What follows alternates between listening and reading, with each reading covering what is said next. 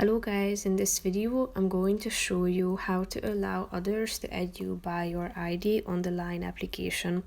But first I just want to mention, don't forget to subscribe to my channel because at 10,000 subscribers I am going to show you my whole YouTube revenue statistics and growth strategy, how to make money online. Now let's jump into it. First of all, open the application on your phone. After that you should click on this home button down below on the left side corner of the screen, and then click on the settings button in the upper right corner of the screen.